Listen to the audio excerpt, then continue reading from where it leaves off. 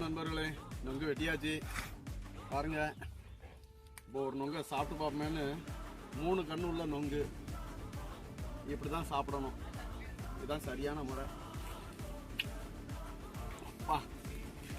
Taste இந்த வெயிலுக்கு ஒரு மணி வெயில் பாருங்க, சுற்றி சூளை எப்படி அடிக்குதுன்னு. இந்த வெயிலுக்கு இந்த நொங்கு 3 கண்ணை சாப்பிட்டா வயிறு நிறைஞ்சிடும். ஒருவேளை சாப்பாடு மிச்சம். சிமோன், இன்னொன்று வெட்டி அடிக்க பார்ப்போம். இங்க பாருங்க, நீங்க வெட்டி போட்ட நொங்க நீங்களே பாருங்க.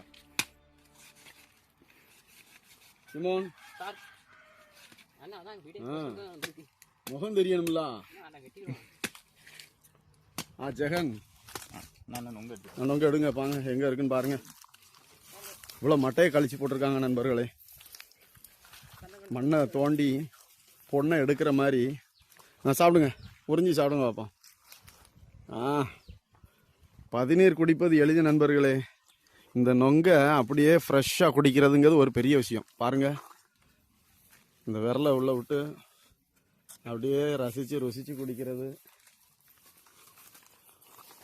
ஒருவேளை சாப்பாடு பயிர் அடங்கிரும்.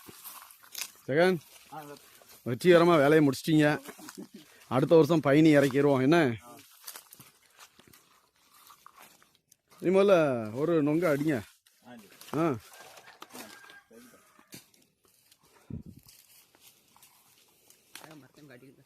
மேலே மரத்தில் கிடந்த கொலையெல்லாம் க்ளீன் பண்ணியாச்சு. மேலே இன்னும் கொஞ்சம் காஞ்ச ஓலை இருக்குது. அதை பிறகு இந்த பையங்க தான் வந்து இறக்கணும். அதுக்குனால இந்த இதை கட்டியிருக்கிறத நம்ம வந்து அவுக்கலை. இவங்களே வந்து அதை நமக்கு அரைக்கி எடுத்துருவாங்க. எடுத்தாலும் இந்த காஞ்ச ஓலையை ஒரு நாள் வந்து எடுத்து விட்றோம் என்ன? இவ்வளோ ஓலை கடந்திருக்கு நண்பர்களே.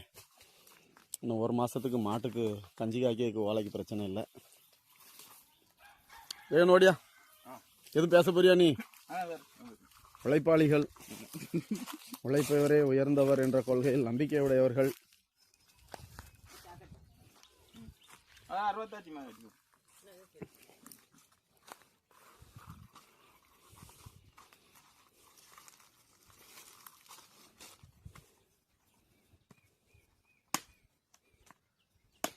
வழக்கமாக பாளைய அருவா வச்சு வெட்டுவாங்க. இங்கே நம்மகிட்ட சாதா அருவா தான் இருக்குது. அடுத்த வருஷத்துக்கு பாலை அருவா வாங்கிடுவோண்ணே. அண்ணாச்சிக்கு ஒன்று வெட்டி கொடுங்க.